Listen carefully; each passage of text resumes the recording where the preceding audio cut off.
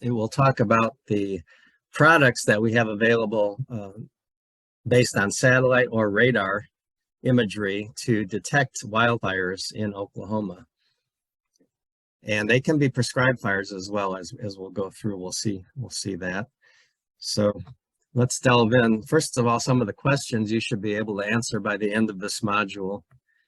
For what is the 3.9 micron infrared satellite image useful? What do we use the blue visible satellite image for? For what is local radar imagery useful? How can I animate these satellite and radar images? So let's first talk about the satellite products that we have. As I mentioned yesterday when we did the tour of the website, in the left menu section, there's a link to a very wide view, including other states, of the 3.9 micron imagery. And as we'll see shortly, anytime you see these black dots, that represents fire activity that the satellite is detecting. But to see where the best products are for satellite, you would go to the current maps link page and then click on satellite, and it'll take you to the satellite section. Now I need to talk about the architecture of this particular section. Each row represents a particular variable, in this case the 3.9 micron. In this row it happens to be blue visible. But then I have three different geographical projections for that variable. This is kind of a entire statewide map that you can see some of the surrounding states. This map is zoomed in. It represents central and western Oklahoma. This map, which I call Oklahoma East, represents the main body of the state from about the eastern panhandle through the rest of the state. So this row is for 3.9 micron. This is for blue visible. Then we keep on going down. This is for red visible. These are the satellite visible images that you typically see on the TV weathercasts. But for purposes of fire behavior, they're really not that useful. The blue is much more useful. And then we have water vapor. This is in the mid levels of the atmosphere, and we'll explain why that can be a useful map as well.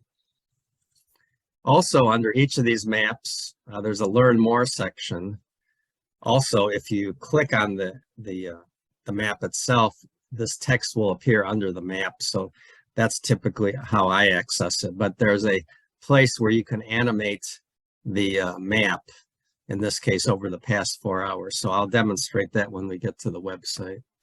Let's use now the Ray Fire as an example. Again, April 2018. This is the perimeter at the end of each day. So, okay, this is April 12th. This is the first day. So you can see the dark green represents the perimeter at the end of that first day. You can see how the fire really exploded and grew in size on the first day, April 12th. And that's what we're going to talk about now. This is the 3.9 micron infrared for later that afternoon, 2057 UTC, which would be about maybe 3 in the afternoon or 2 in the afternoon.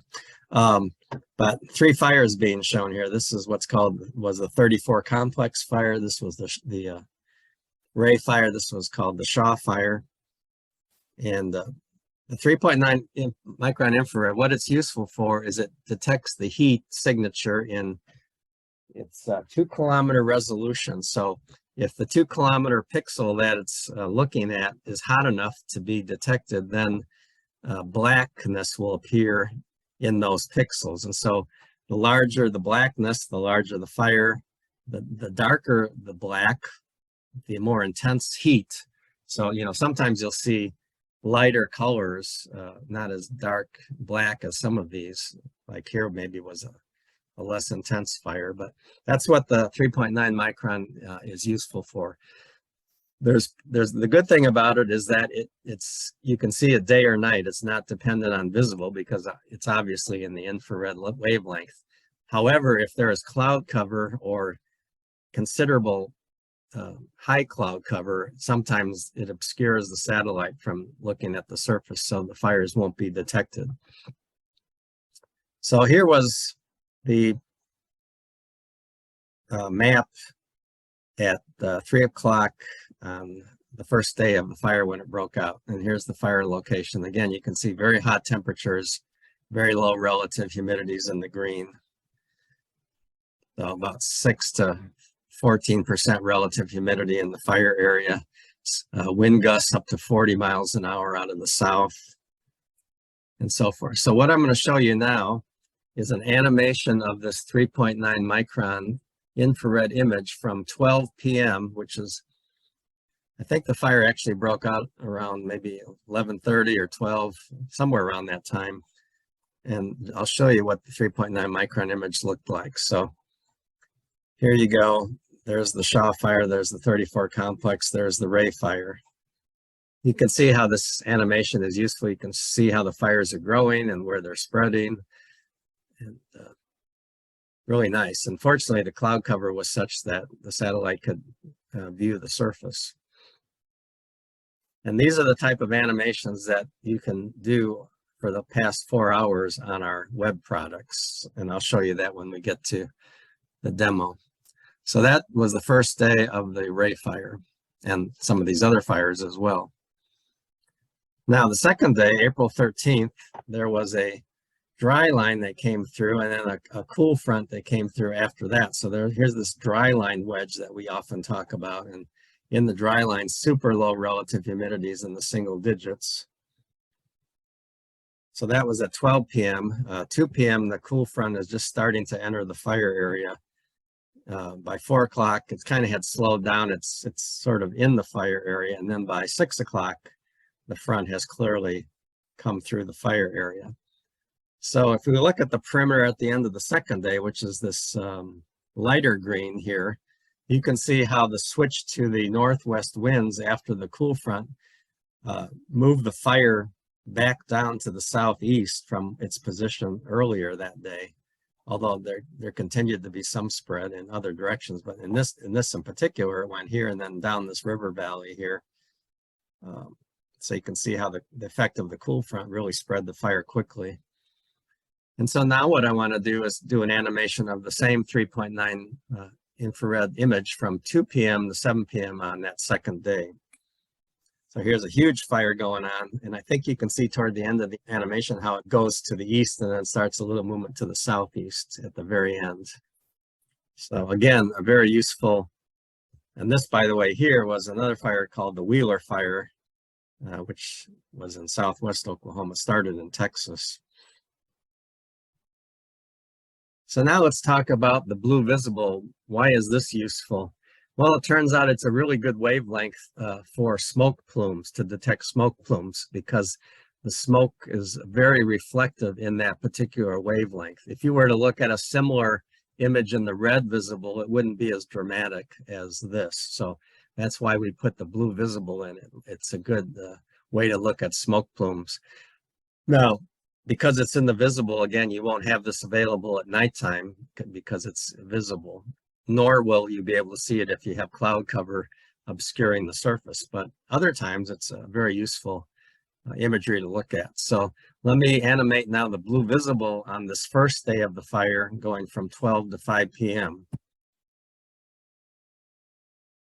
So here you can see the Shaw fire. Here's the 34 complex, and here's the Ray fire. For some reason, the smoke plume from that fire came out last, but you can see they go really far downwind once they get started. So that's, again, the blue visible wavelength. It's a really nice wavelength to see that, what's smoke going on. And here's several days later, the 15th, and you could see on the blue visible, the Ray fire, the smoke actually going all the way into Texas in this blue visible imagery.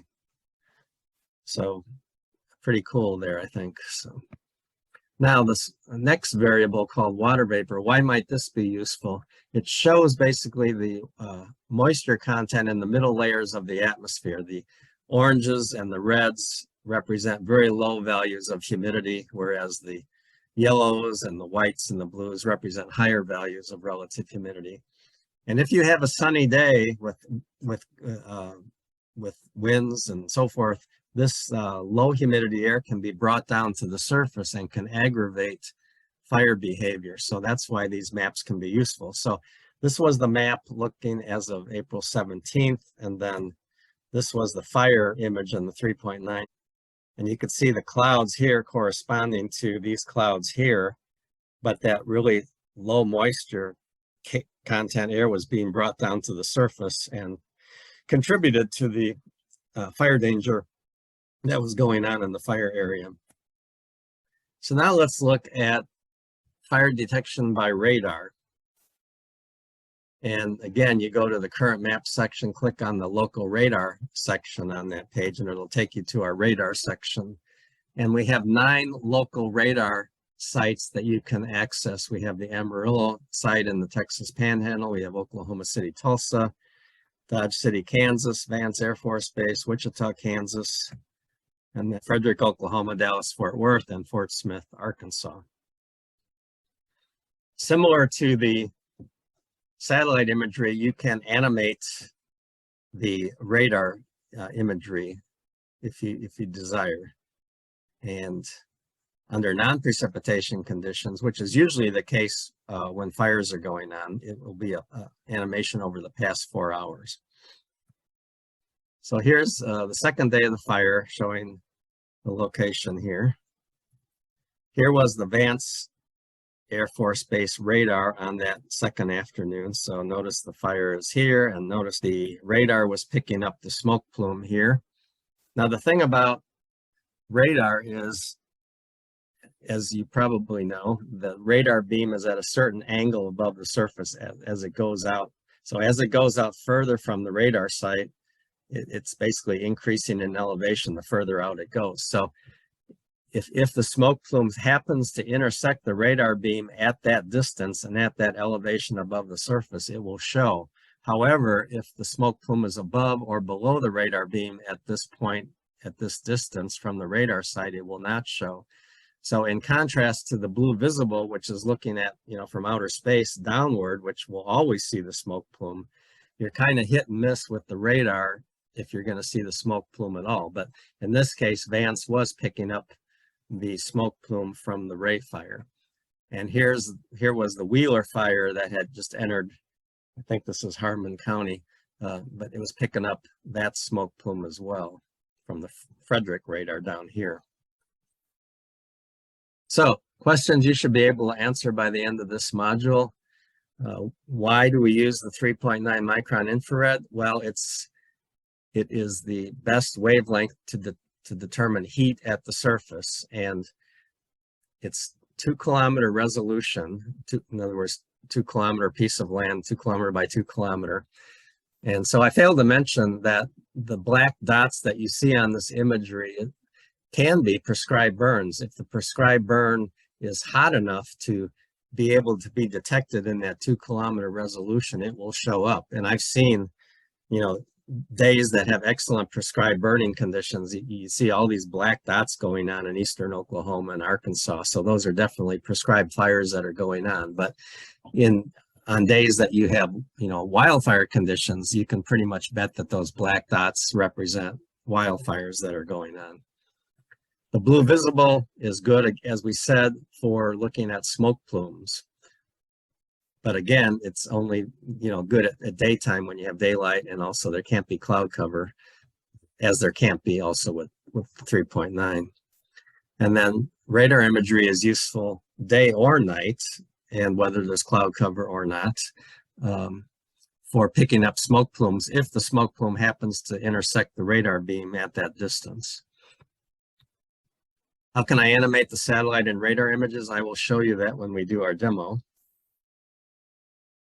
So before we go to the demo, are there any questions at this point?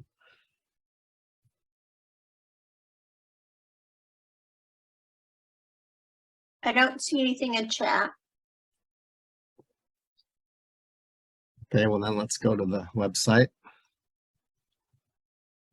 Oh, wait, something just popped up. Okay. Is the 3.9 infrared the same technology that the NWS uses for hotspot detection? Yes. I believe that's the case. That's true. Yeah. Okay, let's go back to the home page now. let's go to the current map section, and then we have the two sections, satellite and local radar. So let's go first to the satellite section. And let's see if there's any fires actively going on. So let's look at kind of what we call Oklahoma West, which will give us a kind of a zoomed in view of anything that might be going on. So notice that underneath the image, we have the text that describes what wavelength band is being used, where it comes from, what the resolution is, how often it's updated, so forth. And if you click here, you can get the animation of this map with the county boundaries showing. So that's what's nice about the animation. So here we have the animation, and what we're looking for are gray or black dots anywhere. And I don't see any that I can tell, either in Oklahoma or other states, which is good, because there certainly could be fires going on with the fire danger the way it is today. So that's good. So that's it's that one. So let's now go to Oklahoma East, see if we see anything there. So again, click on this animation link.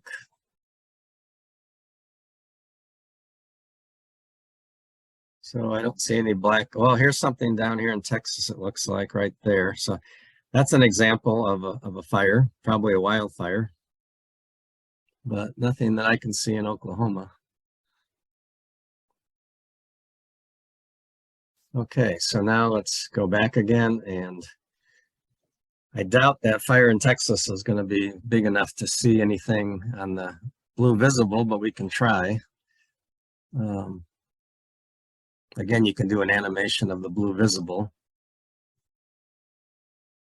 I think the fire was down here somewhere, but I don't see any smoke plume anywhere. Yeah, not a big enough fire to be detected. So that's the blue visible, and then let's look at the water vapor, just see what that's showing today. Nothing particularly of low humidity, because they would be oranges and reds if that were the case.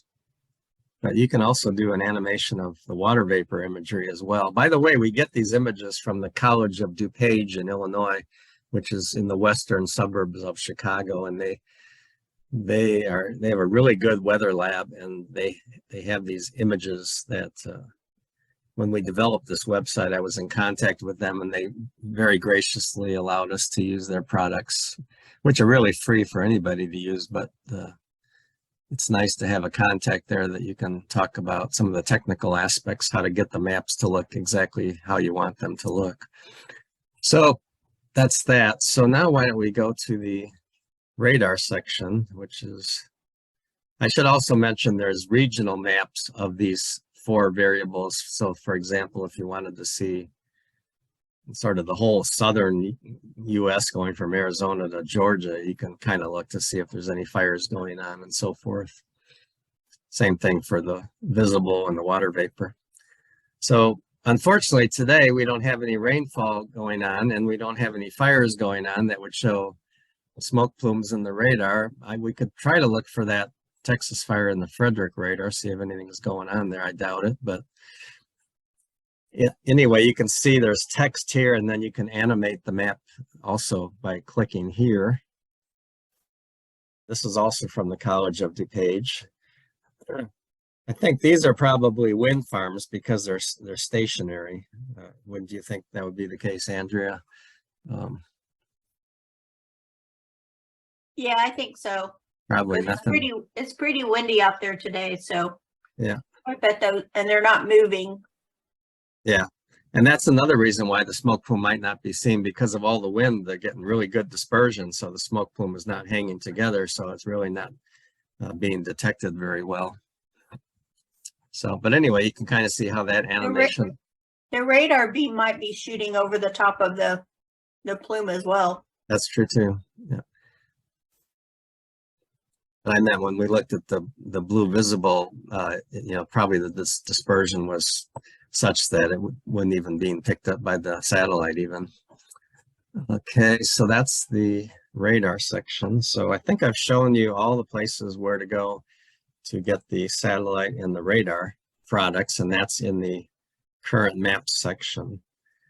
The exception being if you wanted to see this, just the 3.9 micron for this really expanded view around Oklahoma. But I prefer to going to the current map site and then using either the Oklahoma East projection or the Oklahoma West projection, because that's much more zoomed in. So any questions on the demo?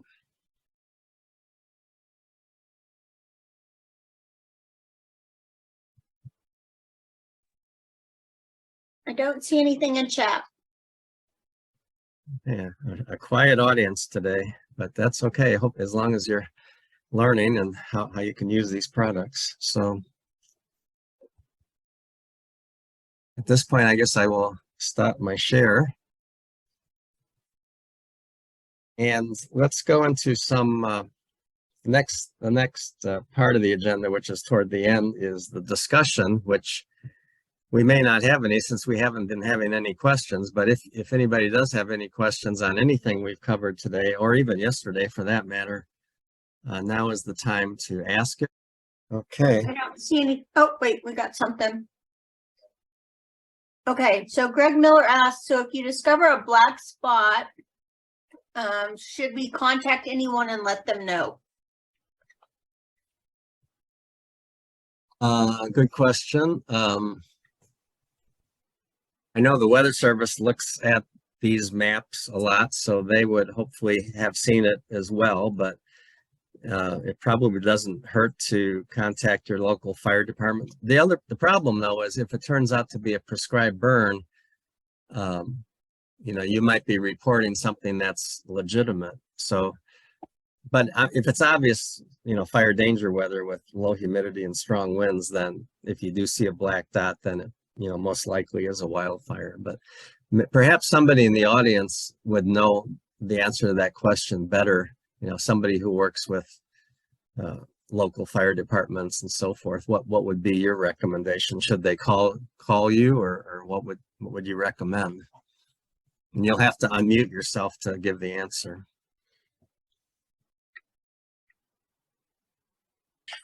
JD, this is Rob.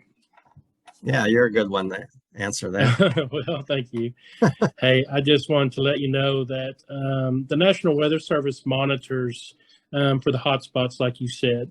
And what they do is they will notify the regional coordinators within the Oklahoma Department of Emergency Management.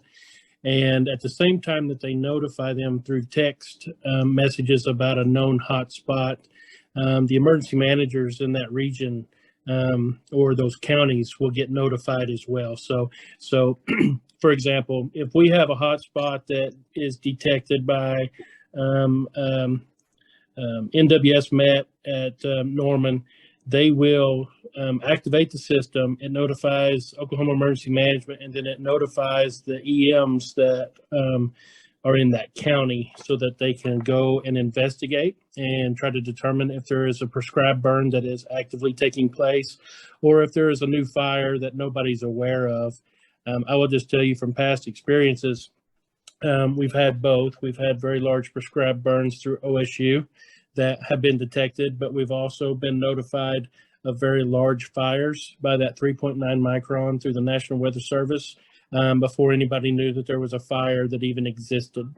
That 3.9 micron, I will tell you, it is so good that it can spot fires sometimes that are just starting out, that are about the size of a vehicle before they get too big. And that is really helpful in getting those notices.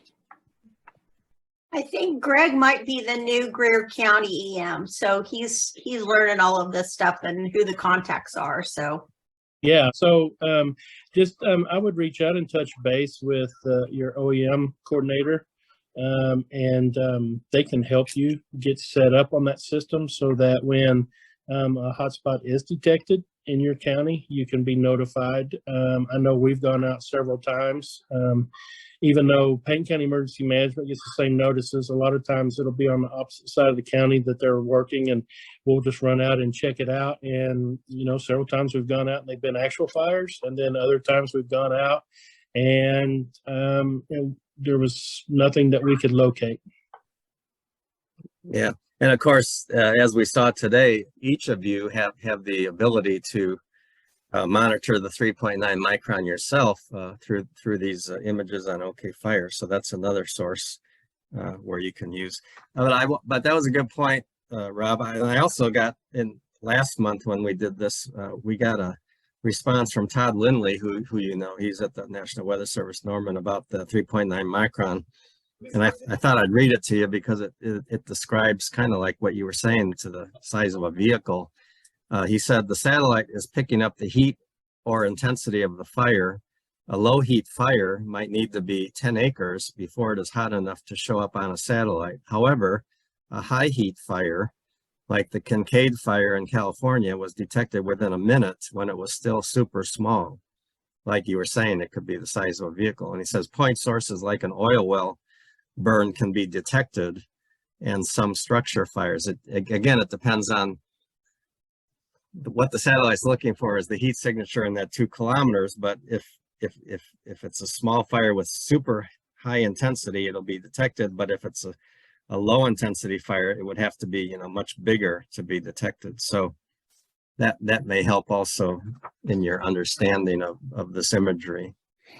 And we've had all of those. We've had structure fires, we've had vehicle fires that were all detected, and we sent grass rigs that turned out to be a vehicle fire. So they put what water they could and then had to wait for the engine to get there to finish it off. But very handy, very useful tool. Thank you. Yeah, thank you for your service to our city. For those of you that are in the public safety realm, NWS Chat is a way for you to be directly connected to the Weather Service.